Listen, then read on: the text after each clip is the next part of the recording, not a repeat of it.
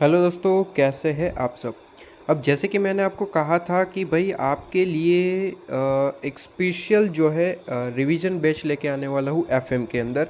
और मैंने आपको वीडियो ऑलरेडी इन्फॉर्म कर दिया था, वीडियो ऑलरेडी अपलोड कर रखा था और आप सभी ने वो वीडियो देख रखा होगा। ठीक है, ये एक तरीके से मैं कहूँगा कि भाई एफएम का एक पावरफुल रिवीजन रहेगा। ठीक है, जो कि आपको बहुत बहुत ज़्यादा हेल्पफुल होगा। सबसे पहले तो ये पावरफुल रिवीजन कौन कौन से स्टूडेंट को टारगेट करेगा ये बता देता हूँ।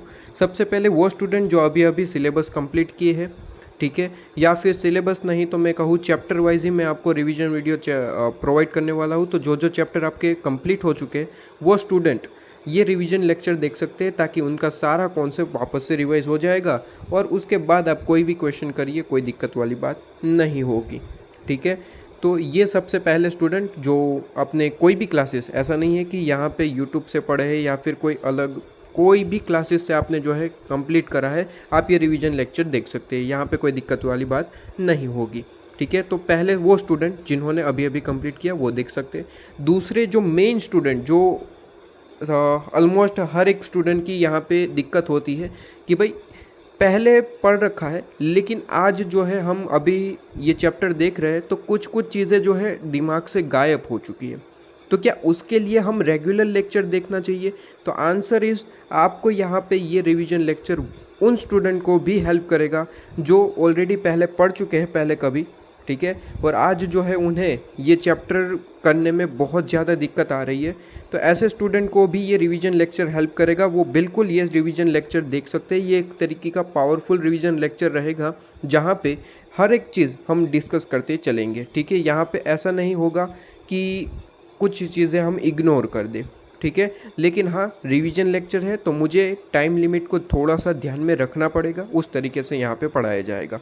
ठीक है, चलिए तो बिना टाइम वेस्ट करिए, क्योंकि मैं आपको इस रिवीजन लेक्चर के बारे में ऑलरेडी वीडियो सेपरेट वीडियो में आपको बता चुका हूँ। तो यहाँ पे वापस से रिपीट करके आपका और मेरा टाइम वेस्ट नहीं करूँगा। मैं फटाफट से जो है इस वीडियो को स्टार्ट करता हूँ, अपने जो मकसद है उसे स्टार्ट करता हूँ, अपना जो पावरफुल रिवीजन है उसे स्टार्ट करता हूँ।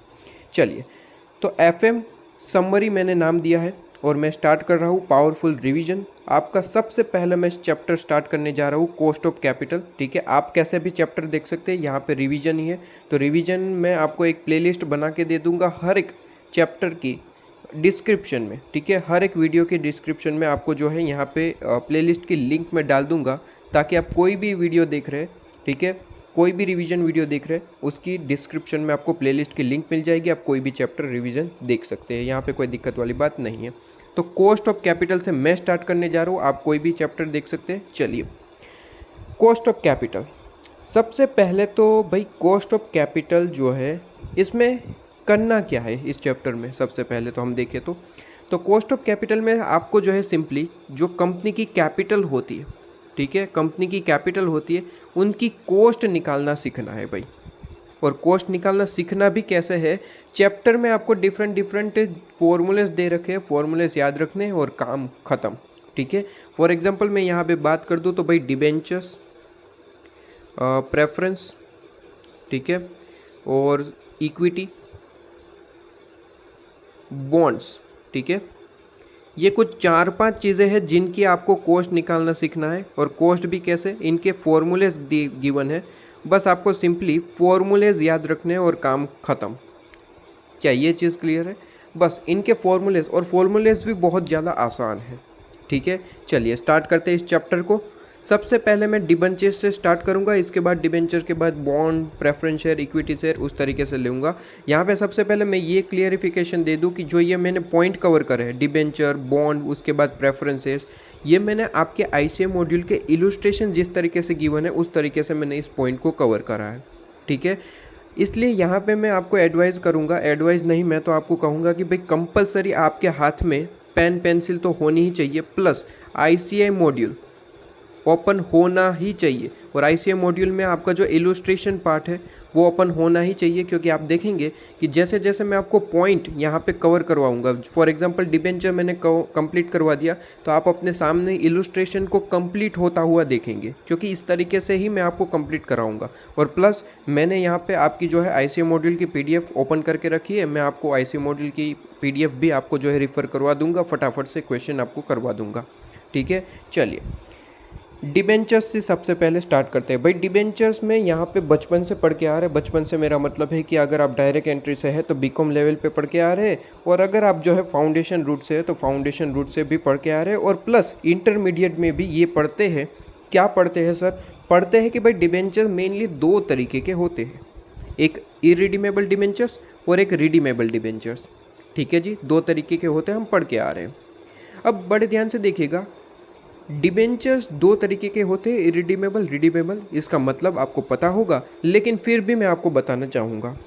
अब सबसे पहले मैं बताना चाहूँगा कि भाई रिडीमेबल डिबेंचर्स कौन कौन से होते हैं, मतलब कि क्या होता है मतलब रिडीमेबल डिबेंचर्स का। तो भाई रिडीमेबल डिबेंचर्स का मतलब होता है कि जो डिबेंचर रिडीम होने वाले हैं, मतलब कि कोई डिबेंचर इशू करे है जो फिक्स पीरियड के लिए है, उसे हम कहते हैं रिडीमेबल डिबेंचर। फॉर एग्जांपल हमने मतलब कि कंपनी ने 8% वाले डिबेंचर इशू करे हैं।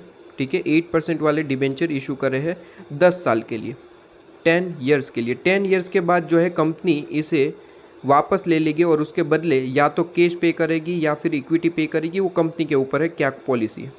ठीक है, लेकिन ये 10 साल के लिए डिबेंचर्स है, तो इसे हम क्या कहेंगे, ये रिडीमेबल डिबेंचर है। क्यों? क्योंकि ये कभी ना कभी रिडीम होंगे और उसके बदले हम कैश, इक्विटी, जो भी कंपनी ने पॉलिसी है, ठीक है, कंपनी ने पॉलिसी रखी है, उस तरीके से पेमेंट मिल जाएंगी डिबेंचर होल्डर को। ठीक है, लेकिन इरिडीमेबल डिबेंचर्स का मतलब होता है कि जो कभी रिडीम होने ही वाले नहीं है। ठीक है, बस उस पर इंटरेस्ट मिलता रहेगा और काम खत्म, कभी रिडीम नहीं होंगे। ठीक है, तो ये आपको डिफरेंस समझ में आया कि जब क्वेश्चन में ये कहा जाए कि भाई डिबेंचर हम कभी ना कभी रिडीम करने वाले हैं इतने साल के बाद, 5 साल के बाद, 10 साल के बाद, तो वो रिडीमेबल डिबेंचर है। ठीक है, और कुछ भी नहीं बोला या फिर आपको क्लियरली बोल रखा है कि भाई इरिडीमेबल है, तो हम कहेंगे इरिडीमेबल डिबेंचर्स है। ठीक है, याद रहे सर, याद रहे, क्वेश्चन में कुछ भी नहीं बोला। फॉर एग्जाम्पल आपको सिंपली क्वेश्चन में ये बोल रखा है कि भाई 8% डिबेंचर्स है, उसकी कुछ इन्फॉर्मेशन दे दी, लेकिन कौन से डिबेंचर है, इरिडीमेबल है या फिर रिडीमेबल है, ऐसा कुछ भी नहीं बोला। ठीक है, क्वेश्चन मार्क। तो फिर आपको क्या मान के चलना है, वो इरिडीमेबल डिबेंचर है। क्योंकि अगर रिडीमेबल होता तो उसकी कंपलसरी इन्फॉर्मेशन देता कि भाई इतने पीरियड के बाद हम रिडीम करने वाले हैं। क्लियर? फिर मैं आपको इलस्ट्रेशन भी करवाऊंगा, उससे रिलेटेड कोई दिक्कत नहीं है। इलस्ट्रेशन में थोड़ा फास्टली आपको जो है सिंपली कॉन्सेप्ट आपको बताता चलूँगा। ठीक है, क्योंकि इलस्ट्रेशन पार्ट मैं ऑलरेडी आपको यूट्यूब पे प्रोवाइड कर चुका हूँ, प्लेलिस्ट भी बना चुका हूँ। ठीक है, आप यूट्यूब पे मेरी इसी चैनल पे जाइए, प्लेलिस्ट सेक्शन में आपको ICA module batch, FM complete ICA module batch मैंने आपको प्रोवाइड कर रखा है, तो वहाँ पर इलस्ट्रेशन डिस्कस करें। यहाँ पर मैं केवल और केवल आपके कॉन्सेप्ट डिस्कस करूँगा, क्वेश्चन नहीं। ठीक है जी, चलिए ओके। तो इरिडीमेबल डिबेंचर अगर क्वेश्चन में गिवन है, ठीक है, और उसकी कॉस्ट निकालने के लिए पूछा जाए, तो सिंपली आपको एक फॉर्मूला पुट करना है। पहले तो मैं बता दूं कि भाई इरिडीमेबल डिबेंचर्स को हम KD शॉर्ट फॉर्म में, ठीक है, साइन कहते हैं, KD से हम जो है लिखते हैं। ठीक है, चाहे वो इरिडीमेबल है, रिडीमेबल है, KD। ठीक है, क्योंकि एक तरीके का ये डिबेंचर है और डिबेंचर की कॉस्ट को हम क्या कहते हैं भाई, डिबेंचर की कॉस्ट को हम कहते हैं KD। ठीक है, प्रेफरेंस शेयर्स को KP और इक्विटी शेयर्स को KE, E for equity, P for preference, D for debentures. ठीक है, और K for capital, K for cost. ठीक है, तो यहाँ पे इस तरीके से आप जो है याद रख सकते हैं इस तरीके से। ठीक है, K फॉर कॉस्ट, और जिसकी भी निकालनी है हमें कॉस्ट, ठीक है, जो भी सिक्योरिटी है, डिबेंचर है तो D लिखिए, प्रेफरेंस है तो P लिखिए, और इक्विटी है तो E लिखिए। ठीक है जी, अब देखिए, अगर इरिडीमेबल डिबेंचर है तो आपको एक फॉर्मूला पुट करना है। फॉर्मूला है आपको I, ठीक है, into 1 - T divide by NP। I का मतलब है इंटरेस्ट, T का मतलब है टैक्स, NP का मतलब होता है नेट प्रॉफिट। अब एक एक करके समझते हैं। सबसे पहले I, इंटरेस्ट का मतलब तो बहुत ही सिंपल है, आपको पता ही होगा कि भाई आपको क्वेश्चन में कहा जाता है कि भाई 8% डिबेंचर्स है, क्वेश्चन में कहा जाता है 10% डिबेंचर्स है। ठीक है, तो ये जो परसेंटेज गिवन है, ये जो परसेंटेज गिवन है और कुछ नहीं है, ये इंटरेस्ट रेट है। ठीक है, ये इंटरेस्ट रेट है। क्या ये बात क्लियर है? ये इंटरेस्ट रेट है। तो इंटरेस्ट रेट यही आपको गिवन है। ये आपको डायरेक्टली किस पे कैलकुलेट करना होता है? जो फेस वैल्यू है डिबेंचर की, ठीक है, कुछ भी नहीं गिवन होती तो हम यहाँ पे 100 मान के चलते हैं, ये तो आपको पता ही है, ठीक है। और अगर क्वेश्चन में दे रखा है तो वही लेना है। फेस वैल्यू आपकी 100 मान के चलते हैं, 100 पे आपको सिंपली इसके कैलकुलेट करना होता है। फॉर एग्जांपल 8% डिबेंचर है तो 100 इंटू 8 रुपीज़, तो 8 रुपीज़ आपका आ चुका। या फिर 100 इंटू 10% वाले डिबेंचर मान के चले तो 10 रुपीज़, तो 10 रुपीज़ आई की जगह पुट करना है। बहुत ही ज़्यादा आसान, ठीक है। तो इंटरेस्ट आपको पता चल चुका। टैक्स ऑलवेज क्वेश्चन में गिवन होगा, ठीक है, टैक्स का रेट ऑलवेज गिवन होगा। सिंपली डायरेक्ट आपको जो है यहाँ पे पुट कर देना है, काम खत्म, ठीक है। टैक्स आपको 35%, 30% इस तरीके से क्वेश्चन में गिवन होगा, आपको फाइंड आउट करना है और यहाँ पे पुट कर देना है। अब थोड़ा सा ध्यान दीजिएगा नेट प्रोसीड में। नेट प्रोसीड का मतलब होता है कि अगर आप जो है डिबेंचर फ्रेश इशू कर रहे हैं, मतलब कि करंट, आप जो है क्वेश्चन में बोला होगा कि भाई कंपनी इशू कर रही है डिबेंचर, मतलब कि फ्रेशली इशू हो रहे हैं। फ्रेशली इशू हो रहे हैं तो क्वेश्चन में आपको इशू प्राइस गिवन होगी, इशू प्राइस को ही यहाँ पे पुट करना है नेट प्रोसीड में, ठीक है। तब आपका नेट प्रोसीड क्या बन जाएगा? Issue price. कब? जब फ्रेश इशू हो रहा है, ठीक है। लेकिन अगर डिबेंचर ऑलरेडी इशूड है, ठीक है, ऑलरेडी आपने इशू कर रखा है, तो उस टाइम पे आपको क्वेश्चन में करंट मार्केट प्राइस गिवन होगी, करंट मार्केट प्राइस एनपी की जगह पुट करना है, बड़े आराम से।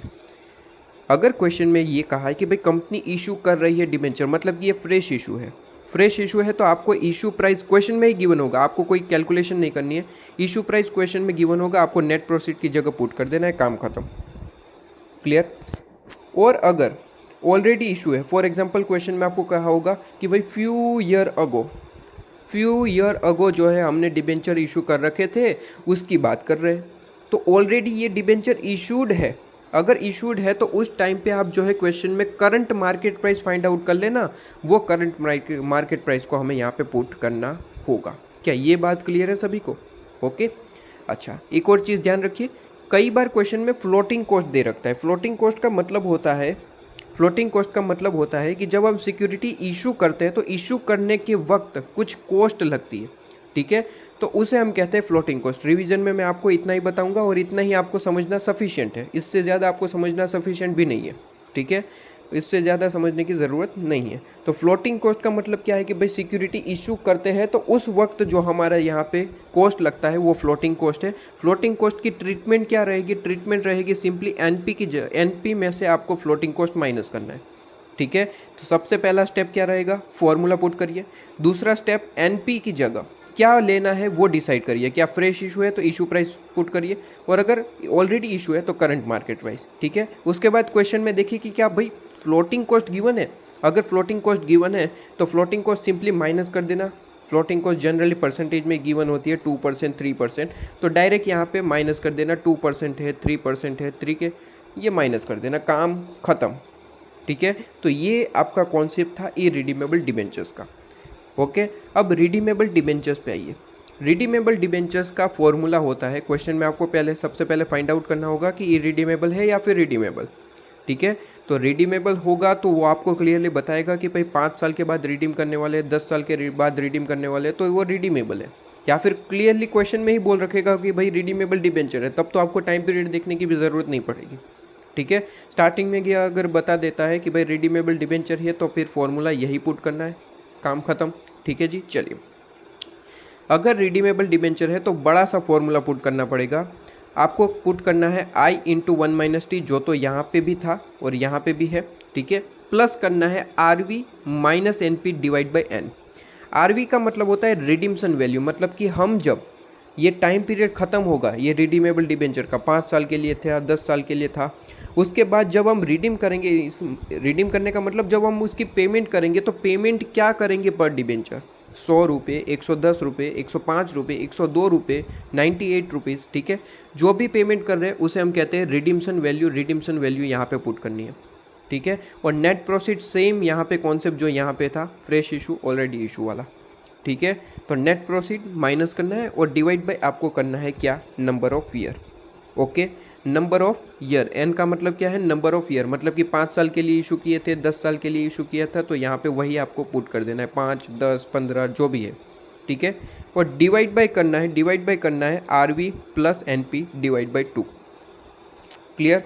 बस यहाँ पे चीज़ें याद रखिए, यहाँ पे माइनस है, यहाँ पे प्लस है, ठीक है। ऊपर RV minus NP divide by N है, नीचे RV plus NP divide by 2 है, ठीक है। बस ये फॉर्मूला थोड़ा सा याद रखिए, 2-3 बार लिख के प्रैक्टिस कर लो कि काम खत्म हो जाएगा, काम खत्म हो जाएगा, ठीक है जी। चलिए अब आ जाइए, कॉस्ट ऑफ डिबेंचर्स या फिर शेयर्स निकालने के लिए कहा जाता है, स्पेसिफिकली आपको क्वेश्चन में कहा जाता है कि YTM मेथड से सॉल्व करिए, ठीक है। अगर कुछ भी नहीं बोला तो आप फॉर्मूले पुट करके फटाफट से आंसर निकाल सकते हैं, लेकिन जब क्वेश्चन में क्लियरली बोल रखा हो कि भाई YTM method, yield to maturity method से आप सॉल्व करके दिखाइए, तो येल्ड टू मैच्योरिटी मेथड का मतलब होता है IRR method. Yield to maturity का मेथड का मतलब होता है IRR मेथड। IRR मेथड जो है मेरे साथ आप पढ़ेंगे कहाँ पे, मेरे साथ आप पढ़ेंगे अपना जो इन्वेस्टमेंट डिसीजन, जिसे हम कैपिटल बजटिंग भी कहते हैं, लेकिन आपके सिलेबस में जो इंडेक्स है, इंडेक्स में आपको नाम दे रखा है इन्वेस्टमेंट डिसीजन, ठीक है। लेकिन कैपिटल बजटिंग बहुत ही पॉपुलर नाम है इसका, ठीक है। दूसरा नाम आप कह सकते हैं कैपिटल बजटिंग है इन्वेस्टमेंट डिसीजन का, ठीक है। आपकी चैप्टर के इंट्रोडक्शन पार्ट में देखेंगे, इस चैप्टर के इन्वेस्टमेंट डिसीजन के इंट्रोडक्शन पार्ट में देखेंगे तो आपको समझ में आ जाएगा कि वहाँ पे लिखा है क्लियरली कि इन्वेस्टमेंट डिसीजन का पॉपुलर जो नेम है वो है कैपिटल बजटिंग, ठीक है। तो आप ये चैप्टर में जो है IRR मेथड पढ़ते हैं, वहाँ पे ही मैं आपको एक्सप्लेन करूँगा। ये बेसिकली रिवीजन है, इसलिए रिवीजन की तरह एक्सप्लेन करूँगा, लेकिन अगर आप जो है डिटेल में पढ़ना चाहते हैं तो मैंने ICA मॉड्यूल बैच आपको प्रोवाइड कर रखा है। इन्वेस्टमेंट डिसीजन आप चैप्टर ओपन करिए, वहाँ पे मैंने आपको इलस्ट्रेशन के साथ कॉन्सेप्ट पढ़ाया हुआ है, ठीक है। तो आप वहाँ पे डिटेल में पढ़ सकते हैं, यहाँ पे मैं आपको सिंपली रिवाइज करवा रहा हूँ। चलिए यहाँ पे सिंपली मैं एक बार रीड कर रहा हूँ, ठीक है। इसे एक्सप्लेन मैं उस चैप्टर में करूँगा, कौन से चैप्टर, इन्वेस्टमेंट डिसीजन। तो इस टॉपिक को अभी फ़िलहाल के लिए इग्नोर करके चल सकते हैं आप, या फिर आप सिंपली मैं रीड कर रहा हूँ आप सुन लीजिएगा, ठीक है। ओके, सबसे पहले तो मैं ये क्लियर कर दूं कि IRR मेथड शेयर्स हो, डिबेंचर्स हो, हर एक पे पूछ सकता है, ठीक है। इससे सिक्योरिटी से लेना देना नहीं है IRR मेथड को, चाहे वो शेयर्स है, डिबेंचर्स है, किसी में भी आपको पूछ सकता है कि भाई YTM मेथड से हमें जो है कॉस्ट निकाल के दीजिए। YTM मेथड से निकालने के लिए कहा जाए मतलब कि वो IRR मेथड से पूछ रहा है। IRR मेथड में क्या करना होता है, हमें 3 स्टेप फॉलो करने होते हैं, 1, 2, 3, ठीक है। फर्स्ट स्टेप आपका आता है भाई एज्यूम करना है 2 रेट, 2 रेट को आपको एज्यूम करना है। कौन से 2 रेट, कोई भी 2 रेट, लेकिन इसे एज्यूम करने की भी एक ट्रिक होती है जो मैंने आपको इलस्ट्रेशन पार्ट में एक्सप्लेन की थी कि भाई 5-5 के गैप में ही आपको एज्यूम करना है। ऐसा नहीं है कि मैंने एक रेट जो है 1% मान लिया और दूसरा 100%, ऐसा नहीं है। बीच में 5-5% के हिसाब से आपको ट्रायल एंड एरर करना पड़ता है, ठीक है। इसके बाद सेकंड स्टेप आपको जो भी 2 रेट आपने एज्यूम करे है उससे NPV निकालनी है। एक NPV पॉजिटिव आनी चाहिए, एक NPV नेगेटिव आनी चाहिए, ठीक है। और जब तक नहीं आती है तब तक आपको ट्रायल एंड एरर करते रहना पड़ेगा, ठीक है। एक पॉजिटिव होना चाहिए, एक नेगेटिव होना चाहिए। और थर्ड स्टेप में आपको IRR का फॉर्मूला पुट करना है, उसमें आपको ये वैल्यू पुट कर देनी है। कौन सी वैल्यू, NPV वाली, ठीक है। एक पॉजिटिव एक नेगेटिव IRR के फॉर्मूले में आपको पुट कर देनी है। IRR का फॉर्मूला कहाँ पे पढ़ेंगे हम सभी, ये पूरी की पूरी मेथड जो है हम इन्वेस्टमेंट डिसीजन नाम के चैप्टर में पढ़ने वाले हैं, ठीक है। बेसिकली रिवीजन करने वाले, क्योंकि अगर आपने जो है ये नहीं पढ़ रखा तो मैंने आपको already ICA module batch provide कर रखा है। प्लेलिस्ट सेक्शन में आपको ये प्लेलिस्ट भी मिल जाएगी ICA मॉड्यूल बैच की, ठीक है, तो वो देख सकते हैं। यहाँ पे बढ़िया एक लक की बात होती है भाई IRR मेथड में, कि कई बार क्या होता है कि हम 2 रेट एज्यूम करते हैं, ठीक है। सबसे पहले एक रेट से हम NPV निकालेंगे, फिर दूसरे से निकालेंगे, ऐसा ही होता है, ठीक है जी। तो एक रेट से जब हम NPV निकालते हैं वो डायरेक्ट NPV उसके कॉस्ट से जो है अगर इक्वल हो जाती है, मान लीजिए कोई सिक्योरिटी की बात करी गई, फॉर एग्जांपल डिबेंचर्स के लिए कहा जाए है कि भाई YTM मेथड से हमें आंसर निकाल के दीजिए, और कहा गया कि भाई डिबेंचर की कॉस्ट 1000 है, ठीक है। डिबेंचर की कॉस्ट कितनी है, 1000, ओके। और आप NPV परसेंटेज निकाल रहे हैं, परसेंटेज 2 एज्यूम करें, फॉर एग्जांपल 10% एज्यूम किया और दूसरा आपने एज्यूम किया 20%, ठीक है। ये जस्ट फॉर एग्जांपल दे रहा हूँ। उस 10% से सबसे पहले आपने NPV निकाला, ठीक है। 10% से आपने सबसे पहले क्या करा, NPV निकाला।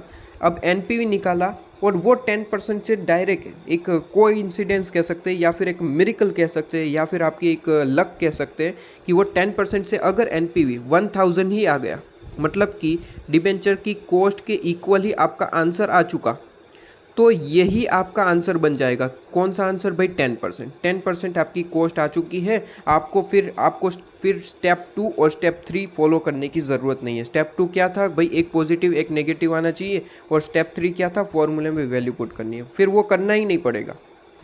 लेकिन कहते हैं ना कि भाई ये लक की बात है कि कभी कभार हो जाता है, ठीक है। ऐसा हर बार या फिर मोस्टली नहीं होता है, 1% चांस होता है कि कभी कभार ऐसा आंसर हो जाता है। अगर आ जाता है तो भाई आपका लक है, वहाँ पे आपको जो है आगे कोई कैलकुलेशन नहीं करनी है, सिंपली नोट लिख देनी है कि भाई 10% से हमारा जो आंसर है वो कॉस्ट के इक्वल आ चुका है और हमारा आंसर ख़त्म, ठीक है। ऐसा आपको आईसीए मॉड्यूल ने इलुस्ट्रेशन भी दे रखा है ताकि आपको जो है एक तरीके से समझ में आ जाए। इलुस्ट्रेशन नंबर 10 देख सकते हैं, ठीक है। मैं आपको करवाऊँगा वो इलुस्ट्रेशन, वो जब मैं आपको क्वेश्चन भी दिखाऊंगा। आईसीए मॉड्यूल मैंने ऑलरेडी ओपन करके रखी है इसमें, तो मैं आपको दिखाऊंगा, इससे रिलेटेड कोई दिक्कत नहीं है, ठीक है।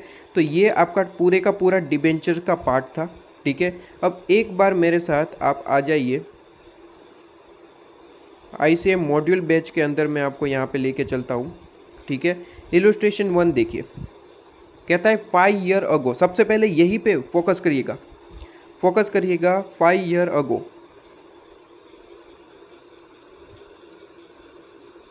5 ईयर अगो क्या बोला है भाई? 5 ईयर अगो, ओके जी। तो ये इंपॉर्टेंट बात कर दी, 5 ईयर अगो। मतलब कि मुझे बताइए कि यहाँ पे अगर रिडीमेबल इरिडीमेबल कोई भी डिबेंचर्स की बात करी गई होगी, तो यहाँ पे हम एनपी की जगह क्या लेंगे, नेट प्रोसीड की जगह क्या लेंगे? भाई ऑलरेडी इशू है, क्या वर्ड लिखा है? 5 ईयर अगो, मतलब कि ऑलरेडी इशू है। ऑलरेडी इशू है तो हम क्या लेते हैं भाई? Current market price. क्या लेते हैं भाई? करंट मार्केट प्राइस, ठीक है जी। तो यहाँ पे हमें सिंपली अंदाजा आ चुका है कि करंट मार्केट प्राइस लेना है। लेकिन अगर नहीं भी गिवन है, करंट मार्केट प्राइस नहीं गिवन है, तो फिर इशू प्राइस ही लेना होता है, ठीक है। करंट मार्केट प्राइस नहीं गिवन होता तो इशू प्राइस ले लेंगे, अगर करंट मार्केट प्राइस गिवन है तो वही ले लेंगे, ठीक है। आगे बढ़ते हैं। कहता है सोना लिमिटेड ने इशू करा है। यहाँ पे डायरेक्टली आपको यहाँ पे कोई कैलकुलेशन करने की ज़रूरत नहीं, कोई फाइंड आउट करने की ज़रूरत नहीं। आपको ऑलरेडी बोल रखा है कि ये इरिडीमेबल डिबेंचर्स है, मतलब कि रिडीमेबल नहीं है। इरिडीमेबल का छोटा सा वो फॉर्मूला आपको पुट करना है, ठीक है। 12% वाला है, मतलब कि ये 12% क्या है भाई? ये 12% क्या है? इंटरेस्ट रेट, ठीक है जी। और आपको कहा है कि 103 के हिसाब से, जिसमें 3 रुपीज़ आपका प्रीमियम है, हमने एट अ पार इसे इशू किया था, मतलब कि 100 रुपीज़ में हमने इशू किया था, ठीक है। वैसे इसको इसकी पार वैल्यू 100 थी, 103 में हमने इशू किया था 3 रुपीज़ प्रीमियम के हिसाब से, ठीक है। हमें कोई दिक्कत नहीं है। इसके बाद इसने कहा कि उसकी करंट मार्केट प्राइस जो है वो 94 है। इस बार करंट मार्केट प्राइस गिवन है, अगर गिवन है तो फिर करंट मार्केट प्राइस ही लेनी है। कई बार क्वेश्चन में करंट मार्केट प्राइस नहीं गिवन होता, तो हम क्या करेंगे भाई? करंट मार्केट प्राइस नहीं गिवन है तो सिंपली हम इसे इग्नोर करेंगे और इशू प्राइस ही करंट मार्केट प्राइस मान के हम एनपी की जगह वो पुट कर देंगे। लेकिन यहाँ पे करंट मार्केट प्राइस गिवन है तो सिंपली हम करंट मार्केट प्राइस यहाँ पे पुट कर देंगे। क्लियर? ओके। सबसे पहले फॉर्मूला तो आपको याद ही है, I divide by N P, ठीक है, और इंटू 1 माइनस टी, ठीक है। आई इंटू 1 माइनस टी करना है, डिवाइड बाई एन पी करना है। तो आई इंटरेस्ट तो आपको पता ही है 12%, और आपका पार वैल्यू फेस वैल्यू कितना है? 100, तो 100 इंटू 12%, 12 रुपीज़, तो 12 रुपीज़ आपने पुट कर दिया। और फिर इंटू क्या करना है? 1 minus T. Tax rate already question में ऑलवेज गिवन होता है, ठीक है, ऑलवेज गिवन होता है, ओके जी। तो यहाँ पे आपके पास में टैक्स रेट आपको गिवन है, ओके। तो यहाँ पे आपको सिंपली 1 माइनस टी पुट करना है और काम ख़त्म, ओके जी। तो ये आपके सामने आंसर। इसके बाद आपको जो है इलुस्ट्रेशन नंबर 2 कहता है कि भाई कंपनी ने इशू की है 10,000, फ्रेश इशू कर रहे हैं आई थिंक, ठीक है, क्योंकि अभी तक यहाँ पे इसने कहा कि कंपनी इशू कर रही है, इशू, ठीक है, 10,000, 10% वाले डिबेंचर्स है, और कहता है 100 रुपीज़ ईच के हिसाब से, प्रीमियम 10 रुपीज़ के हिसाब से, 2017, 1/4/2017, ठीक है जी भाई, ओके। इसके बाद इसने कहा है कि वो मैच्योर हो गए 2022 में, ओके, मतलब कि ये ऑलरेडी इशू कर रखे हैं, ठीक है, 2017 में इशू कर रखे हैं, 2022 में मैच्योर होने वाले। इससे हमें ये पता चल गया कि भाई ये रिडीमेबल डिबेंचर है, ठीक है जी, okay. Debenture will be redeem on maturity, maturity पे रिडीम हो गया, मतलब कि मैच्योरिटी क्या है यहाँ पे भाई? मैच्योरिटी क्या है यहाँ पे? मैच्योरिटी है आपका 2022, मतलब कि 2017 से लेके 2022 कितना टाइम पीरियड होता है भाई, 17 से लेके 22, तो 17, 18, 19, 20, 21, 22 कितने साल हुए सर, 5 ईयर। ठीक है, तो 5 साल का पीरियड है, तो n इज इक्वल टू क्या आ गया, n इज इक्वल टू 5 साल।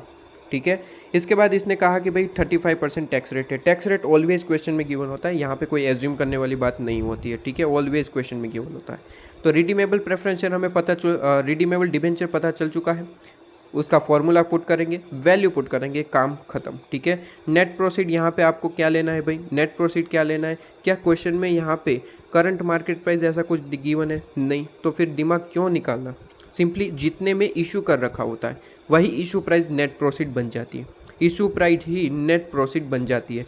तो इशू प्राइस कितना है भाई, 100 रुपीज़ के शेयर से 10% प्रीमियम से हमने इशू किए थे, तो 110 रुपये आपकी नेट प्रोसीड।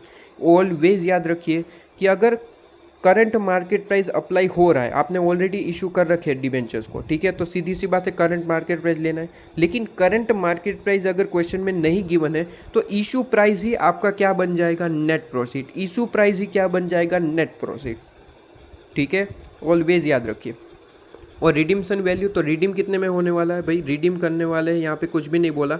अगर रिडीम के बारे में कुछ भी नहीं बोलता है तो हम यहाँ पे मान के चलते हैं एट अ पार। ठीक है, तो 2-3 चीज़ें यहाँ पे याद रखिए, 2-3 चीज़ें याद रखिए, यहाँ पे लिख देता हूँ मैं। एक तो मैंने आपको कहा किसके बारे में, एक तो मैंने आपको कहा नेट प्रोसीड के बारे में। नेट प्रोसीड के बारे में मैंने क्या कहा, नेट प्रोसीड के बारे में ऑलवेज याद रखिए कि वैसे तो आप अगर ऑलरेडी इशू है तो करंट मार्केट प्राइस लेते हैं। ठीक है, करंट मार्केट प्राइस ही लेते, ओके। लेकिन करंट मार्केट प्राइस अगर नहीं गिवन है तो देन आप क्या लेंगे, तो देन आप लेंगे यहाँ पे इशू प्राइस। ठीक है, इशू प्राइस आप लेके चलेंगे। क्या ये बात क्लियर, ये एनपी की बात हो गई, ओके, ये आपकी यहाँ पे एनपी की बात हो गई। अब मैं बात करता हूँ यहाँ पे, अब मैं बात करता हूँ रिडीम्पशन वैल्यू की। तो या तो आपको क्वेश्चन में रिडीम्पशन वैल्यू क्लियरली बता रखेगा, अगर रिडीम्पशन वैल्यू नहीं गिवन है, अगर रिडीम्पशन वैल्यू नहीं गिवन है तो सिंपली याद रखिए कि आपको यहाँ पे पार वैल्यू ही आपको रिडीम्पशन वैल्यू मान के चलना है। ठीक है, या तो क्वेश्चन में क्लियरली बोल रखेगा कि भाई रिडीम हमें इतने में करना है तो फिर हम वही लेंगे, अगर कुछ भी नहीं बोला है तो पार वैल्यू ही हम लेके चलेंगे और काम ख़त्म करेंगे। क्या ये बात क्लियर है, वैल्यू पुट करेंगे, आंसर आपके सामने। इलुस्ट्रेशन नंबर 3 में भी कुछ इस तरीके से ये कहता है कि भाई डिबेंचर इशू करे थे, लेकिन इलुस्ट्रेशन 3 बहुत ही ज़्यादा इंपॉर्टेंट है, हाँ ध्यान रखिएगा। क्या है यहाँ पे इंपॉर्टेंट बात देखिएगा, कहता है कि 10,000 डिबेंचर हमने इशू कर रखे, 10% वाले डिबेंचर से 100 रुपये के हिसाब से है, एट अ पार ही हमने इशू किए थे। ठीक है, अब बड़े ध्यान से देखिएगा, इशू हमने 2012 में किए थे, 1 अप्रैल 2012 को, लेकिन बड़े ध्यान से मैच्योर कितने कब होने वाले हैं, मैच्योर होने वाले हैं यहाँ पे बड़े ध्यान से 2012 में हमने इशू करे, 2022 में मैच्योर होने वाले। अब बड़े ध्यान से, company want to know the cost of its existing डेप्ट ऑन 1 अप्रैल 2017। अब बड़े ध्यान से यहाँ पे बहुत ही इंपॉर्टेंट बात कर दी कि कंपनी यहाँ पे जानना चाहती है, कंपनी कहाँ पे यहाँ पे जानना चाहती है कि उनकी डेप्थ 2017 को 1 अप्रैल 2017 को क्या होगी। ठीक है, उनकी डेप्थ की जो कॉस्ट है वो 2017 को क्या होगी। अब देखिएगा जनरल स्टूडेंट क्या करते हैं कि भाई सीधी सी बात है रिडीमेबल डिबेंचर्स है, भाई रिडीमेबल डिबेंचर्स है ना, 2022 में रिडीम होने वाले हैं, तो ये रिडीमेबल डिबेंचर है सर, हाँ जी। तो यहाँ पे वैल्यू सबसे पहले फॉर्मूला पुट करते हैं, बिल्कुल सही है, कोई दिक्कत नहीं है। लेकिन एन की जगह क्या पुट करते हैं पता है, 2012 में इशू किए थे, 2022 में रिडीम होने वाले हैं, मतलब कि इनके जो 2012 से लेके 22 का यहाँ पे डिफरेंस निकालेंगे और वही ईयर यहाँ पे पुट कर देंगे और आपका आंसर गलत। क्यों सर गलत क्यों है, क्योंकि बड़े ध्यान से देखेगा, अगर क्वेश्चन में क्लियरली बोल रखता है कि भाई मुझे 2017 को क्या कॉस्ट रहेगी वो जानना है, तो फिर आप 2022 को क्यों ले रहे। ठीक है। उसने कहा कि भाई 2012 में हमने इशू किए थे, 2017 को क्या होगी कॉस्ट ये कंपनी जानना चाहती है। तो सिंपली इसे इग्नोर करना है और इसे आपको एक्सेप्ट करना है, मतलब कि 2012 से लेकर 17 तक के टाइम को आपको कंसिडर करना है, ना कि 2022 तक लेके जाना है। ठीक है, तो 2012 से 17, तो 1 अप्रैल 2012 से लेके 17, तो 13, 14, 15, 16, 17, तो यहाँ पे आपके आ जाते हैं 5 ईयर्स, तो n is equal to 5 years. ठीक है, गलती यहाँ पे ही हो सकती है, बाकी सारा पूरे का पूरा क्वेश्चन सिंपल है।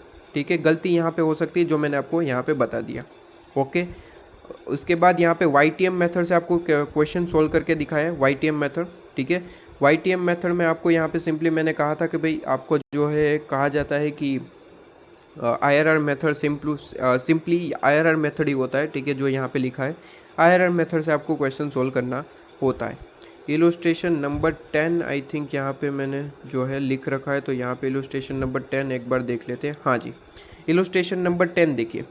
इलुस्ट्रेशन नंबर 10 में आपको बेसिकली यहाँ पे कहा गया है कि आपको सिंपली रियलाइज यील्ड अप्रोच के हिसाब से कैलकुलेशन करनी है।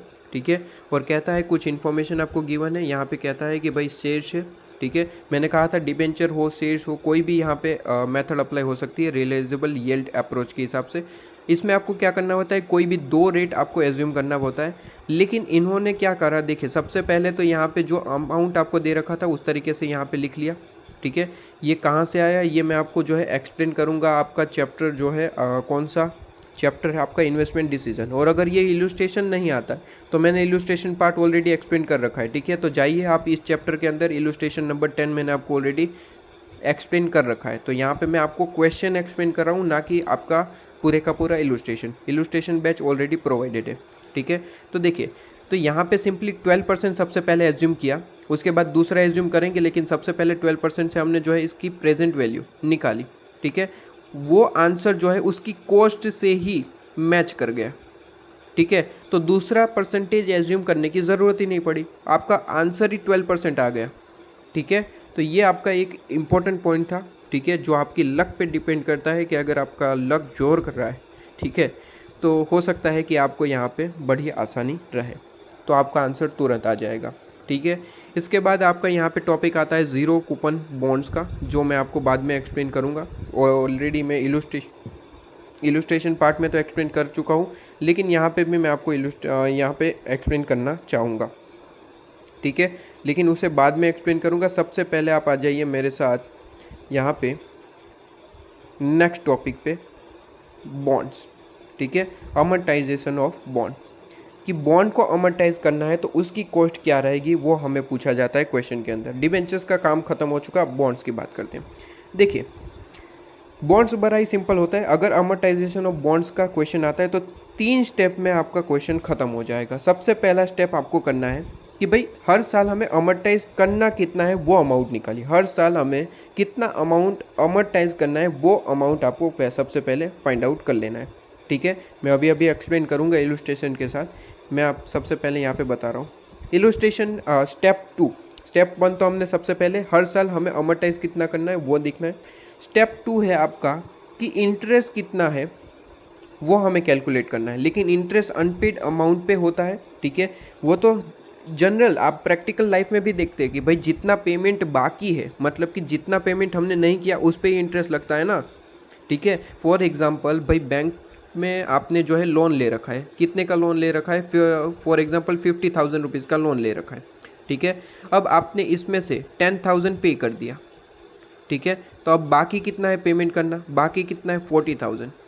ठीक है, अब मुझे बताओ, अब सीधी सिंपल सा लॉजिक है, अब मुझे बताना कि भाई इंटरेस्ट किस पे लगेगा, जो 40,000 पे नहीं किया उस पे लगेगा या फिर पूरे 50,000 पे।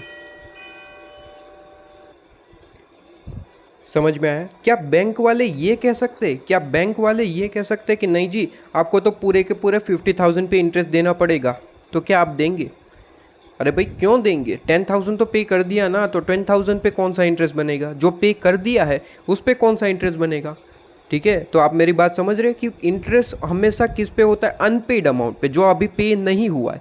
जो पे कर चुके हैं उस पर क्या इंटरेस्ट पे करोगे। ठीक है, वो जो ऑलरेडी पे कर चुके हैं उस पर थोड़ी ना इंटरेस्ट पे करेंगे, सीधी सी बात है। ओके जी, हाँ, तो 3 स्टेप में काम करना है। थर्ड स्टेप आपका रहता है कि इन दोनों का टोटल कीजिए, स्टेप 1 का और स्टेप 2 का टोटल करिए और सिंपली क्या करना है, इनकी प्रेजेंट वैल्यू निकालनी है। लेकिन कब, जब क्वेश्चन पूछे कि भाई प्रेजेंट वैल्यू भी निकाल के दो, ठीक है। तो इसका इन शॉर्ट मैं कहूँ स्टेप 3 तभी आएगा जब आपको क्वेश्चन में प्रेजेंट वैल्यू निकालने के लिए भी कहा जाए, ठीक है जी, ओके। और मोस्टली क्वेश्चन में प्रेजेंट वैल्यू कंपलसरी पूछेगा ही पूछेगा, ठीक है। इसलिए मैंने कहा कि भाई आपका अमोर्टाइजेशन ऑफ बॉन्ड 3 स्टेप में काम चलेगा, ठीक है। अब मैं आपको जो है यहाँ पे बताता हूँ, देखिए। अब मैं यहाँ पे आपको कहना चाहूँगा, मैंने यहाँ पे एग्जांपल ले रखा है, वो एग्जांपल और कुछ नहीं आपका इलस्ट्रेशन 5 का सॉल्यूशन है, ठीक है। मैंने इस तरीके से आपको यहाँ पे बता रखा है। सबसे पहले मैं इलस्ट्रेशन 5 का यहाँ पे मैं आपको बताना चाहूँगा इलस्ट्रेशन 5। देखिए ये आपका अमोर्टाइजेशन ऑफ बॉन्ड पे डिपेंडेड आपकी ये पॉइंट है, ठीक है। इलस्ट्रेशन नंबर 5 कहता है कि भाई एक RBML कोई नाम है, ठीक है, जो 5 साल के लिए बॉन्ड इशू कर रही है, ठीक है। और ये अमोर्टाइज करना कैसे चाहती है भाई, अमोर्टाइज करना चाहती है इक्वली ओवर द लाइफ। देखिए अमोर्टाइज का मतलब होता है कि उसके सामने पेमेंट करना चाहती है। तो पेमेंट 2 तरीके से कर सकते हैं, क्वेश्चन के हिसाब से आपको 2 तरीके से आंसर क्वेश्चन पूछा जा सकता है। एक तो इसी तरीके से कि आपको कह दिया जाए कि भाई अमोर्टाइज हम करेंगे इक्वली जो आपकी लाइफ है, ठीक है, बॉन्ड्स की, उस तरीके से अमोर्टाइज करेंगे। या फिर आपको ये भी कहा जा सकता है कि हम अमोर्टाइज करेंगे, आपको यहाँ पे एक बॉक्स दे दिया जाएगा कि भाई ईयर 1 में हम इतना अमोर्टाइज करेंगे 10,000, ईयर 2 में 5,000, ईयर 3 में 3,000, ठीक है। इस तरीके से इन्फॉर्मेशन भी दे सकता है। अगर वो दे रखा है तो डायरेक्टली हमें यहाँ पे कोई दिक्कत नहीं है। तो अगर ये बॉक्स दे रखा है इस तरीके से चीज़ें, तो हमारा स्टेप 1 तो वैसे ही कंप्लीट हो गया, ठीक है। क्योंकि स्टेप 1 में हमें क्या करना था भाई, हर साल हम पेमेंट कितना करने वाले हैं वो आपको पूछा जाए, ठीक है, वो हमें निकालना है। तो अगर ये दूसरे तरीके से क्वेश्चन पूछा जाए जहाँ पे आपको एक बॉक्स दे दिया जाए या फिर कोई इन्फॉर्मेशन दे दिया जाए जहाँ पे आपको बोल दिया जाए कि भाई ईयर 1 में 1,000 पे करेंगे, 2,000, 3,000, इस तरीके से, तो स्टेप 1 तो ऐसे ही ख़त्म हो गया। स्टेप 1 तो हमारा यही था कि भाई आप हर साल कितना पेमेंट करोगे ये निकालिए। लेकिन यहाँ पे आपको पूछा गया है कि ओवर लाइफ, जो आपकी लाइफ है उस तरीके से हम पेमेंट करेंगे। मतलब कि टोटल डिबेंचर्स की कॉस्ट कितनी है भाई, 5,000 है, ठीक है। टोटल डिबेंचर की कॉस्ट 5,000 है, डिवाइड बाई उसकी लाइफ करने के लिए बोल रहा है। लाइफ कितने साल की है, 5 साल की, तो 5 साल यहाँ पे डिवाइड करेंगे, डिवाइड बाई 5। तो हर साल हम 1,000 पे करेंगे 5 साल तक, ठीक है। तो ये स्टेप 1 मैंने कंप्लीट कर दिया। स्टेप 1 क्या था भाई, हर साल कितना पेमेंट करोगे वो निकालिए। तो हर साल कितना पेमेंट करेंगे, 1,000 पेमेंट करेंगे, ये सबसे पहले निकाल लिया। देख लीजिए यहाँ पे 1,000, ठीक है जी। तो ये स्टेप 1 मैंने कंप्लीट कर दिया। ये आपका क्या है, स्टेप 1। अब स्टेप 2 क्या था भाई, स्टेप 2 था इंटरेस्ट निकालिए। सीधी सी बात है भाई, बॉन्ड है, डिबेंचर है, ये एक तरीके की डेप्थ है, इंटरेस्ट भी तो मांगेंगे। होल्डर जो है वो इंटरेस्ट भी तो मांगेंगे। इंटरेस्ट के लिए तो आपकी कंपनी में इन्वेस्टमेंट किया है भाई, तो इंटरेस्ट भी तो मांगेंगे, ठीक है। तो इंटरेस्ट भी पे करना पड़ेगा। अब इंटरेस्ट पेमेंट किस पे होता है भाई, इंटरेस्ट पेमेंट होता है आपका अनपेड अमाउंट पे, ठीक है।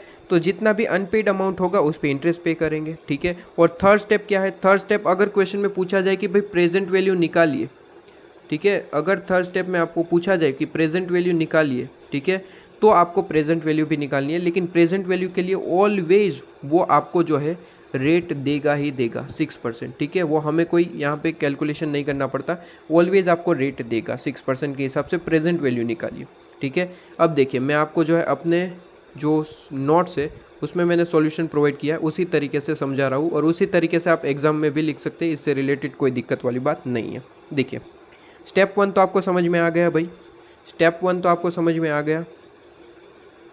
स्टेप 1 क्या था भाई, स्टेप 1 हमें सबसे पहले हर साल कितना अमाउंट पे करेंगे वो निकालना है, ठीक है। तो इसने कह दिया कि भाई हम जो है 5,000 को उसकी लाइफ, बॉन्ड की लाइफ कितनी है, 5 साल, तो हर साल इक्वली हम जो है पेमेंट करेंगे। तो 5,000 डिवाइड बाई 5, 1,000 आ गया। हर साल 1,000 पे करेंगे और काम ख़त्म करेंगे।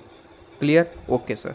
स्टेप 2 क्या था भाई, इंटरेस्ट रेट, अनपेड अमाउंट पे इंटरेस्ट लगता है, ठीक है। अब मेरी बात ध्यान से सुनिएगा, ये सारे ईयर दिख रहे हैं ना, ईयर 1, 2, 3, 4, 5, ये स्टार्टिंग के ईयर है, ठीक है। अगर हम ईयर 1 की स्टार्टिंग में खड़े हैं तो बताइए अनपेड अमाउंट कितना होगा भाई अनपेड तो पूरे का पूरा 5,000 होगा, क्योंकि हम पेमेंट कब करते हैं, साल ख़त्म होने पे पेमेंट करते हैं। फॉर एग्जांपल आप रेंट, हाउस रेंट पे ले रखे, तो रेंट कब पे करोगे, जब मंथ ख़त्म होगा रेंट पे करेंगे। ठीक है जी, तो इसी तरीके से होता है सर। हाँ तो एक मिनट से, हाँ इसी तरीके से होता है। ठीक है, तो यहाँ पे आपको जो है सिंपली ईयर 1 में स्टार्टिंग में यहाँ पे खड़े हो तो कितना अमाउंट अनपेड होगा। सर सीधी सी बात है, ये कौन सी बड़ी बात है भाई, ये क्या पूछ रहे हैं, 5,000 पूरे का पूरा ही तो बाकी होगा, तो इंटरेस्ट किस पे लगेगा भाई। सीधी सी बात है, जो इतना अनपेड है, अनपेड कितना है, पूरे का पूरा 5,000, अभी तक कुछ पेमेंट ही नहीं किया है।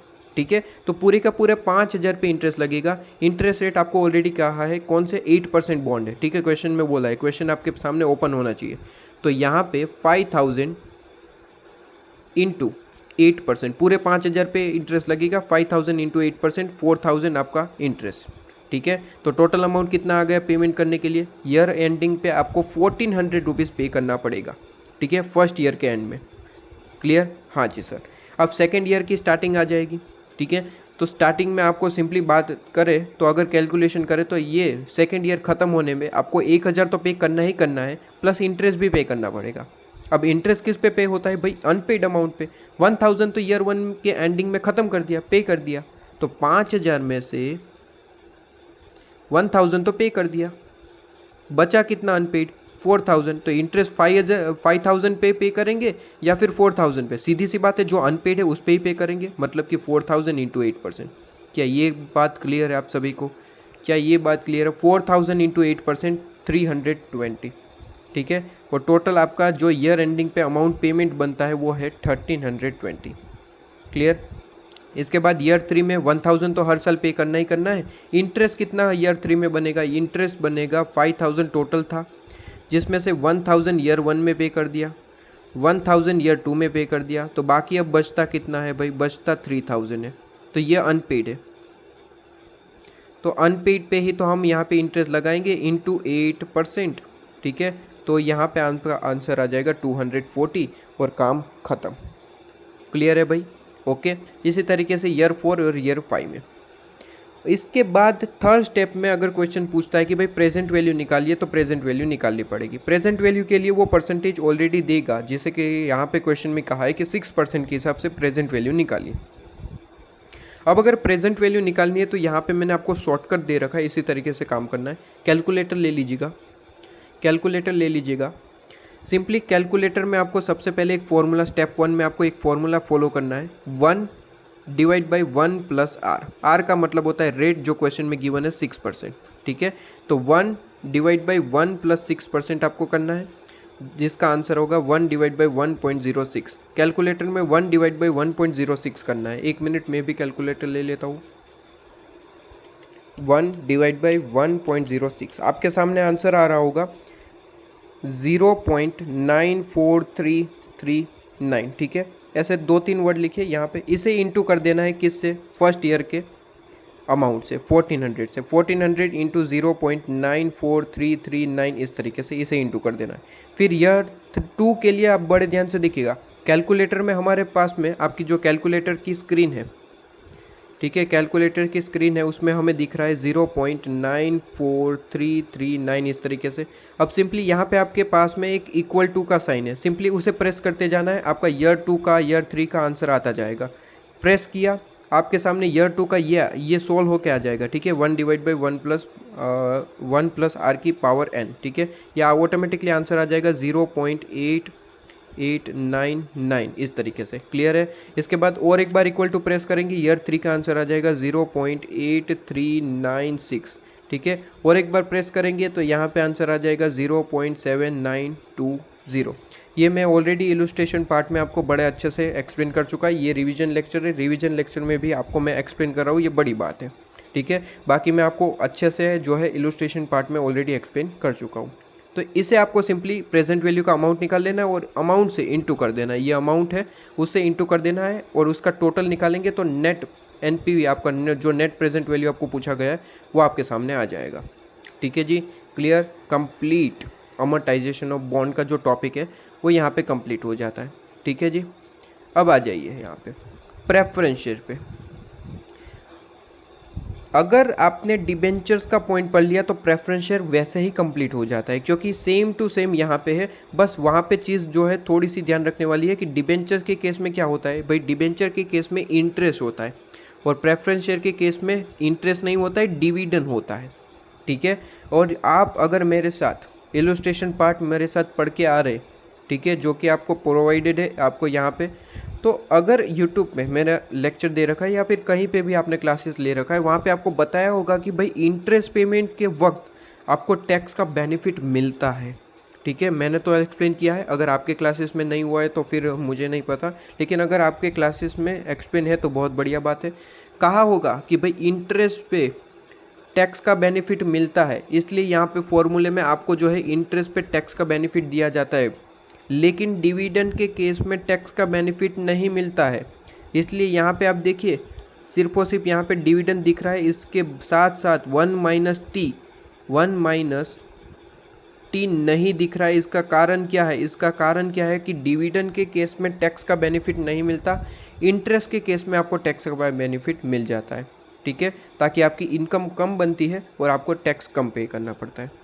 ओके जी, चलिए, तो यहाँ पे आपका फॉर्मूला बनता है PD divide by P0। P0 मतलब कि नेट प्रोफिट, जो यहाँ पे NP लिखते थे, बस प्रेफरेंस शेयर के केस में हम P0 लिखते हैं। बाकी सेम रूल, ठीक है, सेम टू सेम रूल, यहाँ पे जो रूल है वही यहाँ पे भी रूल है नेट प्रोफिट के केस में।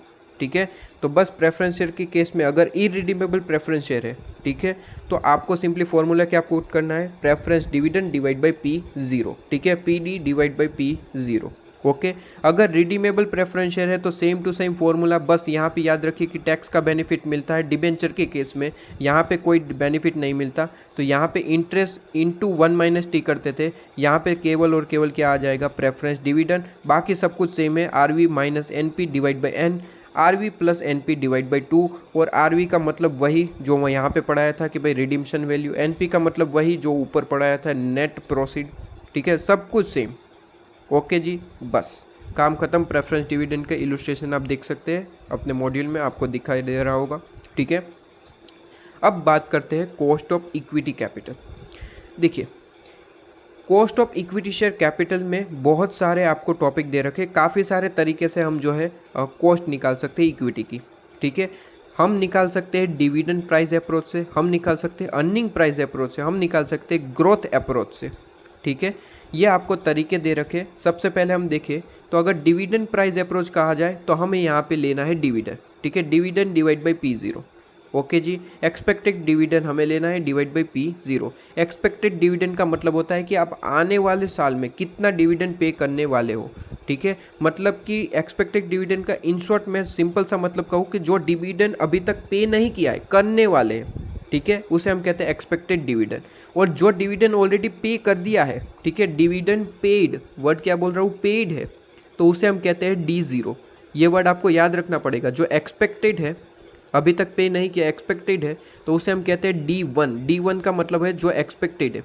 ठीक है, और D0 का मतलब है कि जो हम ऑलरेडी पेड है। ठीक है, तो यहाँ पे हमें D1 लेना है, जो आपका डिविडेंड अभी एक्सपेक्टेड है। ठीक है जी, ओके।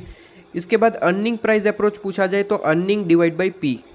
ठीक है, P का मतलब वही मार्केट प्राइस, जो ऊपर P0 है वही यहाँ पे P0 है। ठीक है, मार्केट प्राइस।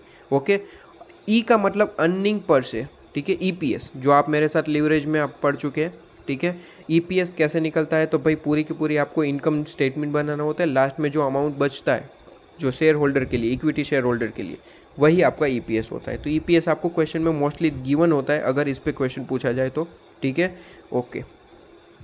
इसके बाद आपको यहाँ पे थर्ड मेथड से पूछा जा सकता है ग्रोथ अप्रोच, या फिर हम कह सकते हैं गोल्डन मॉडल, जो बहुत ज़्यादा इंपॉर्टेंट है, बहुत ज़्यादा पूछा जाता है। ठीक है, इसका डायरेक्ट बेनिफिट आपको जो है डिविडेंड डिसीजन चैप्टर में भी मिलेगा। डिविडेंड डिसीजन, ठीक है, डिविडेंड डिसीजन चैप्टर के नाम जो आपका यहाँ पे इंडेक्स में देखेंगे, डिविडेंड डिसीजन चैप्टर के नाम पे आपका एक चैप्टर होगा, वहाँ पे भी सेम फॉर्मूला यूज़ करके मैं आपको जो है क्वेश्चन सोल्व करवाऊंगा। हाँ जी, ये मैं आपको एक्सप्लेन कर दूं कि भाई आपके ICA मॉड्यूल में डिविडेंड डिसीजन के चैप्टर में गॉर्डन का मॉडल है, जहाँ पे कोई डिफरेंट फार्मूला दे रखा है, लेकिन मैं आपको डिफरेंट फार्मूले से कंफ्यूज नहीं करूँगा। यही फार्मूला आपको याद रखना है। आपको एकदम से दिमाग में बिठा दीजिए कि गॉर्डन मॉडल अगर पूछा जाता है तो एक ही फार्मूला है, बस ये, और कोई फॉर्मूला ही नहीं है गॉर्डन का, ठीक है, ऐसा याद करवाना है, ठीक है। इलुस्ट्रेशन वाले पार्ट में तो मैं आपको इसी तरीके से पढ़ा चुका हूँ, अगर किसी को पढ़ना है तो वहाँ पे देख सकते हैं, और मैं रिवीजन में आपको सिंपली याद करवाऊँगा, ठीक है जी। चलिए, तो अगर गॉर्डन मॉडल या फिर दूसरे नाम ग्रोथ अप्रोच से पूछा जाए तो सिंपली के ई इज इक्वल टू हम कहते हैं D1 divide by P0 plus आपको करना होता है ग्रोथ, ठीक है। नॉर्मली तो ग्रोथ आपको क्वेश्चन में गिवन होता है, लेकिन कई बार अगर ग्रोथ नहीं गिवन होता, अगर क्वेश्चन में ग्रोथ नहीं गिवन होता तो हम सिंपली ग्रोथ निकालने का तरीका भी यहाँ पे दे रखा है, अभी थोड़ी देर में एक्सप्लेन करते हैं, ठीक है। ग्रोथ वैसे तो क्वेश्चन में गिवन है तो यहाँ पे पुट कर देंगे, अगर नहीं गिवन है तो हमें अभी देखेंगे। D1 यहाँ पे लेना है, बड़े ध्यान से देखिएगा। D1 का मतलब है कि जो डिविडेंड अभी तक पे नहीं हुआ, एक्सपेक्टेड डिविडेंड, वो लेना है। कई बार क्वेश्चन में जो है आपको D1 नहीं देता, कई बार क्वेश्चन में D1 नहीं देता, वो D0 देता है, ठीक है। D0 फॉर एग्जांपल 10 रुपये 5 रुपये इस तरीके से देता है। अब यहाँ पे D0 नहीं D1 की ज़रूरत है, तो तब क्या करेंगे जब आपको क्वेश्चन में D0 गिवन हो, तो सिंपल सी बात है भाई, D0 अगर क्वेश्चन में गिवन है तो सिंपली D0 में आप ग्रोथ ऐड कर देना तो D1 मिल जाएगा। D1 का फॉर्मूला होता है D0 प्लस ग्रोथ, ठीक है, D0 प्लस ग्रोथ। क्या ये चीज़ याद रहेगी? सीधी सी बात है, बहुत ज़्यादा इंपॉर्टेंट क्वेश्चन है क्योंकि इस पर आता रहता है क्वेश्चन, ठीक है, गॉर्डन मॉडल पे क्वेश्चन आता रहता है, ओके, याद रखिएगा। अब मैं बात कर रहा था कि अगर ग्रोथ क्वेश्चन में नहीं गिवन हो, ठीक है, तो क्या करेंगे। तो ग्रोथ अगर नहीं गिवन हो तो दो मेथड है, एक मेथड एवरेज मेथड और दूसरा है गॉर्डन मॉडल, ठीक है, सॉरी ग्रोथ अप्रोच, ठीक है। ग्रोथ अप्रोच में आपको सिंपली फॉर्मूला पुट करना होता है B इंटू आर। बी का मतलब जो रिटेंशन रेट है और आर का मतलब rate of return. Rate of return आपको क्वेश्चन में गिवन होता है और बी का मतलब रिटेंशन रेट का मतलब होता है कि जितना पार्ट आप जो है कंपनी अपने पास रख रही है वो है रिटेंशन रेट। फॉर एग्जाम्पल 10 रुपये आपके पास में कंपनी की जो अर्निंग है पर शेयर 10 रुपये है, ठीक है। कंपनी ने इसमें से 60% डिविडेंड दे दिया, ठीक है, डिविडेंड दे दिया, ओके, और 40% रिटेन करके रखा। तो ये जो 40% है रिटेन करके रखा, इसे ही हम कहते हैं बी रिटेंशन रेट, मतलब कि ₹4 पर शेयर हमने कंपनी ने जो है ये रिटेन करके रखा है। तो ये रिटेंशन रेट जो है वो कितना हो गया 40%, और रेट ऑफ रिटर्न आपको क्वेश्चन में गिवन होगा, दोनों का इंटू करेंगे तो आपको ग्रोथ मिल जाएगा, ठीक है, वो ग्रोथ आपको यहाँ पे लेना है। एवरेज मॉडल जो है बहुत ही ज़्यादा इंपॉर्टेंट है, ठीक है, बड़े ध्यान से देखिएगा, आपको मैं यहाँ पे क्वेश्चन के थ्रू मैं समझाऊंगा। चलिए, हाँ जी, क्वेश्चन के थ्रू मैं आपको समझाता हूँ। चलिए, ICM मॉड्यूल ओपन कर लीजिए, ICM मॉड्यूल में वहीं पे मैं आपको लेके चलता हूँ।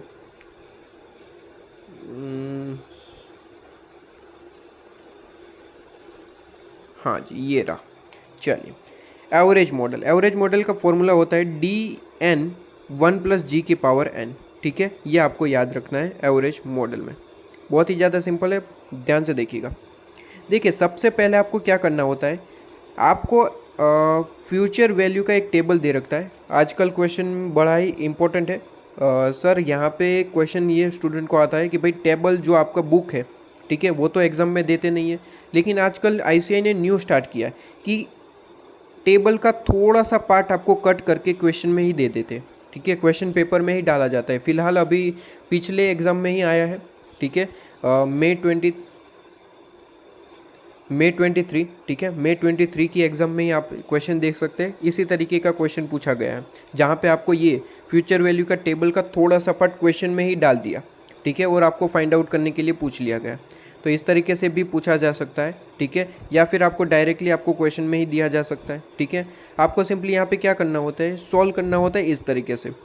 आपको यहाँ पे देखिए D0 गिवन है, ठीक है, 16.10 कहता है कि 5 साल है और 10 रुपये है, ठीक है, ओके, 5 साल इनकी लाइफ है, डिविडेंड हम 5 साल 10 रुपये के हिसाब से हमने यहाँ पे कह रहा है। लीजिए, मैंने आपके सामने जो है ये कैलकुलेशन करके दे दिए, क्योंकि सॉल्यूशन में कुछ अलग तरीके से था। मैंने आपको एक ही फॉर्मूला पढ़ाया, ठीक है, ये फॉर्मूला नहीं पढ़ाया, मैंने आपको एक ही फॉर्मूला पढ़ाया है, कौन सा, ये वाला, D0 is equal to DN 1 plus G की पावर N, जो मैंने यहाँ पे फॉर्मूला पुट करा, वैल्यू पुट करी। D0 आपको ऑलरेडी क्वेश्चन में गिवन है 16.10, ठीक है, डिविडेंड आपका कितना है 10 रुपये के हिसाब से है, और आपको यहाँ पे कहा गया है कि भाई N कितना है, तो 5 साल के हिसाब से 5 साल, ठीक है। अब सिंपली क्या करना होता है ये ऐसा क्वेश्चन हम ऑलरेडी अपने पास्ट लेवल में पढ़ के आ रहे हैं। आप जो है 7th 8th में पढ़ के आ रहे होगे इसे सोल्व करना, ठीक है। लेकिन यहाँ पे आपको जो है कैलकुलेटर के माध्यम से यहाँ पे जी की जगह कोई वैल्यू पुट करके कैलकुलेशन करते रहो, ऐसा करने की कोई ज़रूरत नहीं है। आजकल आपको क्वेश्चन पेपर में क्या दिया जाता है, टेबल तो नहीं दिया जाता, लेकिन आपको क्वेश्चन पेपर में कुछ रेट आपको दिए जाते हैं, ठीक है। फ्यूचर वैल्यू रेट टेबल से निकाल के आपको क्वेश्चन में ही दिया जाता है। सिंपली आपको क्या करना है, उन रेट को यहाँ पे जी की जगह अप्लाई कर देना है, बस और कुछ नहीं। जी की जगह उन रेट को अप्लाई कर देना है, ठीक है। आपको फॉर एग्जांपल टेबल में आपको दे रखा होगा 10%, 5%, 25%, ठीक है, 30%, इस तरीके का। तो आपको रेट को अप्लाई करते जाना है, ठीक है। फॉर एग्जांपल यहाँ पे सॉल्यूशन है, तो मैं डायरेक्ट आपका टाइम वेस्ट किए बिना यहाँ पे डायरेक्टली मैं पुट कर देता हूँ 10%, ठीक है। तो 1 + 10% इंटू इज इक्वल टू तो क्या यहाँ पे आपका आंसर जो है वो दोनों इक्वल हो रहे हैं, मतलब कि 1.61 यहाँ पे है, ठीक है, 1.61 है। क्या इज इक्वल टू यहाँ पे 1.61 आ रहा है? क्या यहाँ पे 10% पुट करने से आंसर आ रहा है? तो सर हाँ जी, 1.61051, इस तरीके से, मतलब कि ये इक्वल हो जा रहा है। अगर इक्वल होता है तो यही आपका आंसर है, 10% इज़ योर आंसर। क्लियर? इसी तरीके से आपको क्वेश्चन पेपर में भी करना होता है कि आपको काफ़ी सारे रेट गिवन होते हैं, यहाँ पे रेट पुट करना, काम खत्म हो जाएगा, ठीक है। आपको यहाँ पे टेबल में याद रखिए ईयर 1 के हिसाब से, ईयर 1 2 3 4 5, इसी तरीके से 5%, 3%, इस तरीके से गिवन होता है, ठीक है। 5% हमें ईयर 5 में देखना है, ठीक है। ईयर 5 में जितने भी रेट है यहाँ पे अप्लाई करके एक बार चेक कर लीजिएगा। इसमें कोई यहाँ पे टाइम नहीं लगता है, इसमें फटाफट से आंसर आ जाता है। यहाँ पे कोई कैलकुलेशन ही डायरेक्ट करनी है आपको, और फिर आपको यहाँ पे सिंपली 10% पुट करके आपको आंसर बता देना है, ठीक है, कि हाँ जी हमारा आंसर आ चुका है। बहुत ही ज़्यादा सिंपल होता है ये। कभी कभार पूछ लेता है, May 23 में पूछ लिया गया, ठीक है। अगर आपको आता है तो बहुत ही ज़्यादा आसान, ठीक है जी। चलिए, तो ये मैंने आपको क्लियर कर दिया कि भाई अगर ग्रोथ नहीं गिवन होता तो एक मेथड होती है एवरेज मेथड, और दूसरी मेथड होती है कौन सी भाई? दूसरी मेथड होती है ग्रोथ मेथड। डिविडेंड डिसीजन नाम के चैप्टर में बहुत ज़्यादा पॉपुलर है, ठीक है। B/R, B का मतलब होता है रिटेंशन रेट, और R आपको रेट ऑफ रिटर्न जो आपको क्वेश्चन में गिवन होता है, ठीक है। अच्छा, इसके बाद एक और मेथड आती है जियोमेट्रिक मेथड। जियोमेट्रिक मेथड का फॉर्मूला होता है 1 + y1 इंटू 1 + y2। y का मतलब होता है ईयर। जितने भी क्वेश्चन में ईयर गिवन है आपको सिंपली इसे इतनी बार आपको लेना है, 1 + y1, 1 + y2, ठीक है। और आपको करना है इसका 1/n टाइम, ठीक है। 1/n टाइम आपको निकालना है, -1 करना है, ठीक है। अब ये कैसे होगा? ये तो तब होगा जब हम आपको क्वेश्चन दिखाएंगे। तो क्वेश्चन पे आ जाइए, आपको समझ में आ जाएगा भाई। चलिए, कहाँ गया जियोमेट्रिक मेथड से? ये रहा जियोमेट्रिक मेथड, ठीक है। ओके, आपके सामने यहाँ पे जियोमेट्रिक मेथड तभी अप्लाई होता है जब आपको मल्टीपल ईयर के हिसाब से आपको प्राइस, शेयर की प्राइस गिवन हो, ठीक है। मल्टीपल ईयर के हिसाब से शेयर की प्राइस बहुत सारी गिवन हो, तभी जियोमेट्रिक मेथड आपको यूज़ हो सकता है। इसके अलावा अगर आप सिंपली आपको कहा जाए कि भाई डिविडेंड इतना पे कर रहे हैं हर साल, लेकिन प्राइस आपको एक ही दिया जाए, ठीक है, तो उस टाइम पे कभी भी जियोमेट्रिक मेथड अप्लाई नहीं हो सकती, क्योंकि जियोमेट्रिक मेथड के लिए यहाँ पे एक रूल है कि भाई हर एक ईयर के लिए इनका प्राइस पता होना चाहिए शेयर्स का, ठीक है। चलिए, तो जियोमेट्रिक मेथड हम अप्लाई करेंगे। यहाँ पे सिंपली इस तरीके का फॉर्मूला है, यहाँ पे ये आपका फॉर्मूला मेन, ठीक है, इसमें वैल्यू पुट करेंगे और आपका आंसर सामने, ठीक है। इसके लिए मैंने शॉर्टकट भी बता रखा है और मैंने इलुस्ट्रेशन पार्ट में आपको एक्सप्लेन भी कर रखा है, ठीक है। इलुस्ट्रेशन पार्ट को ज़रूर देख लीजिएगा अगर आपको नहीं पता है तो, ठीक है। इलुस्ट्रेशन पार्ट में आपको सिंपली समझ में आ जाएगा, कोई दिक्कत वाली बात नहीं है। मैंने यहाँ पे एक आपको शॉर्टकट दे रखा है, ठीक है। इसकी अगर प्रिंट आउट निकलवा रखी है आपने, तो इलुस्ट्रेशन जब आप पार्ट देख रहे होगे तो ये शॉर्टकट आपको बड़ा ही हेल्पफुल होगा, क्योंकि यही मैंने आपको जो है इलुस्ट्रेशन पार्ट में एक्सप्लेन किया है।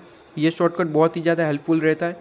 कभी कभार ये क्वेश्चन पूछा जाता है जियोमेट्रिक से, बहुत ज़्यादा बार नहीं पूछा जाता, ठीक है। कभी कभार पूछा जाता है, इसलिए हम यहाँ पे इग्नोर करके चले जाते हैं, और कोई अटेम्प्ट में जो है ये क्वेश्चन आ जाता है और हमें यहाँ पे पेपर लगने लगता है हार्ड, ठीक है। तो यहाँ पे ध्यान रखें कि ये चीज़ आपको करके ही जानी है, और मैंने आपको इलस्ट्रेशन वीडियो में आपको ऑलरेडी ये क्वेश्चन कर रखा है।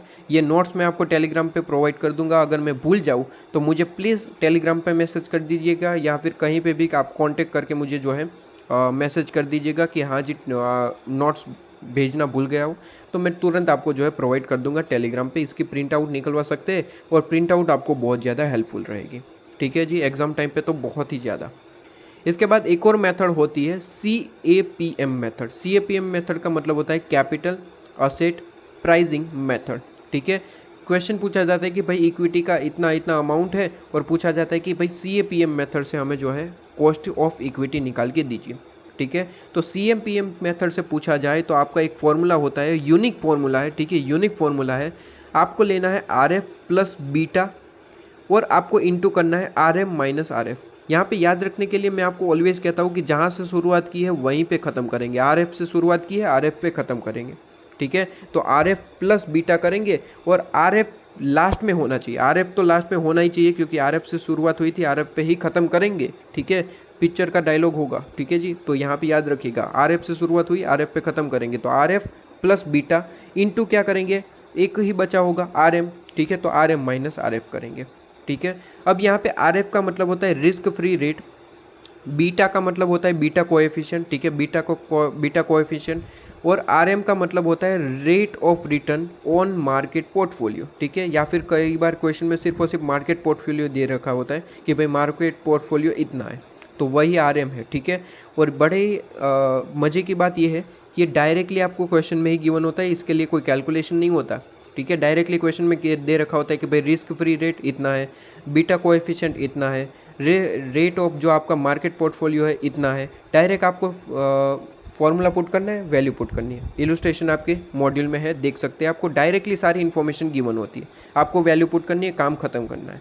ठीक है, अच्छा, अब ये सारा टॉपिक पढ़ने के बाद आपको एक वेटेड एवरेज मेथड से कॉस्ट ऑफ कैपिटल पूछा जाता है। ठीक है, वो बड़ा ही पॉपुलर क्वेश्चन है, क्योंकि यहाँ पे आपको मिक्स पूछा जाता है, मिक्स सिक्योरिटी दे रखता है, मतलब कि डिबेंचर्स दिए जाते हैं, इक्विटी दिए जाते हैं, सबकी आपको जो है अपने अपने फॉर्मूले पुट करके वैल्यू निकालनी होती है। ठीक है, तो यहाँ पे आपको कहा जाता है कि वेटेड एवरेज से पूछा जाए तो सबसे पहले वेटेड एवरेज से आपको सिंपली क्या करना है कि वेट निकालना है, ईच जितने भी वेट निकालना है। ठीक है, मैं अभी एक्सप्लेन करता हूँ एग्जाम्पल से। वेट निकालिए, उसके बाद आप उसका परसेंटेज, कॉस्ट ऑफ परसेंटेज जो है वो निकालिए। ठीक है, और फिर आप क्या करिए, मल्टीप्लाई कर दीजिए स्टेप 1 और स्टेप 2 को। ठीक है, इनटू कर दीजिए, और आपके सामने जो टोटल ऑफ स्टेप 3 आ जाएगा उसे हम कहते हैं weighted average cost of capital. ठीक है, इलस्ट्रेशन नंबर 17 देखेंगे हम ICM मॉड्यूल का। ठीक है, एक जो चीज़ बहुत ज़्यादा very important, floating cost always आप माइनस करते हैं हर एक सिक्योरिटीज़ में, चाहे वो डिबेंचर है, चाहे वो प्रेफरेंस शेयर, चाहे वो इक्विटी शेयर है। ठीक है, लेकिन फ्लोटिंग कॉस्ट कभी भी रिटेन अर्निंग में से माइनस नहीं होती। याद करिए, फ्लोटिंग कॉस्ट का मतलब मैंने क्या कहा था। फ्लोटिंग कॉस्ट का मतलब मैंने कहा था कि भाई जब हम इशू करते हैं सिक्योरिटी को, तो उस टाइम पे जो खर्च लगता है वो फ्लोटिंग कॉस्ट है, इसलिए हम नेट प्रॉफिट में से माइनस करते हैं।